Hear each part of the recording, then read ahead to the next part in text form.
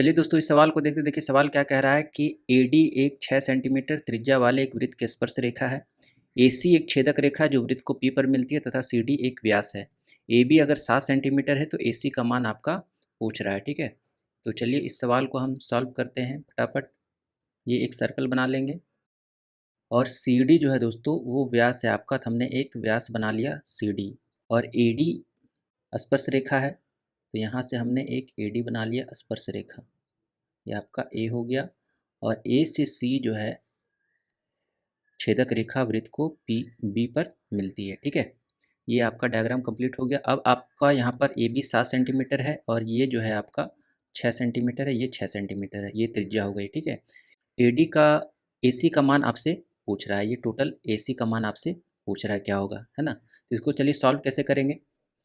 तो CB को अगर हम x मान लें, ठीक है, और यहाँ पे एक एक्स्ट्रा कंस्ट्रक्शन कर दे, जैसे यहाँ पर देखिए कि व्यास है जो, तो वृत्त के परिधि पर कितना कोण बनाएगा, 90 डिग्री कोण बनाएगा। तो यहाँ से हमने एक इसको ज्वाइन कर दिया। ठीक है, तो ये आपका 90 डिग्री बन जाएगा, है ना।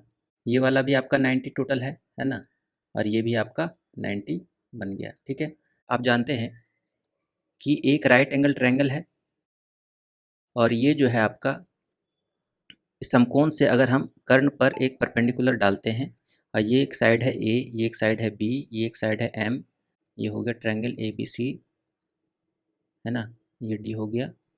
इसको हम मान लेते हैं Q, इसको मान लेते हैं R और ये टोटल मान लेते हैं P। ठीक है, तो फार्मूला यहाँ पर क्या बनता है, A स्क्वायर। बस ये जानकारी के लिए आपको बता रहे हैं क्योंकि इसका बहुत सारा प्रॉब्लम में इसका यूज होता है ना। तो A स्क्वायर बराबर कितना हो जाएगा फार्मूला से, Q इंटू P, है ना, ये वाला Q और इधर P, QP। उसी तरह से B स्क्वायर निकालेंगे तो कितना हो जाएगा, R into P, R into P. उसी तरीके से M निकालेंगे तो M स्क्वायर बराबर कितना हो जाएगा, Q इंटू R।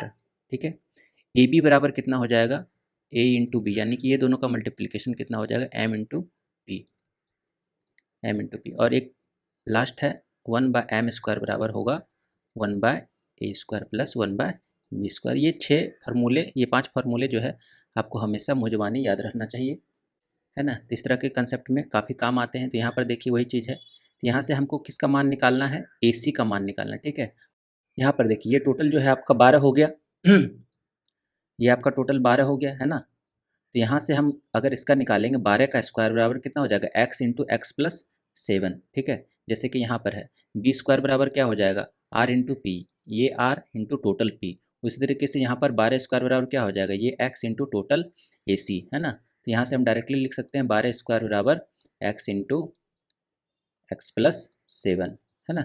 अब यहाँ से आपका सॉल्व हो जाएगा, x का मान रख दीजिए, यहाँ पर कोई वैल्यू लेके रख दीजिए। तो x प्लस 7 अगर x इक्वल टू 16, 144 का फैक्टर कौन कौन सा होता है, 16 9 होता है ना।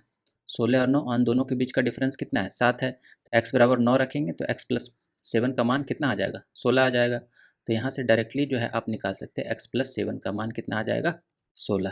ठीक है, तो आपका जो आंसर होगा ऑप्शन नंबर D होगा।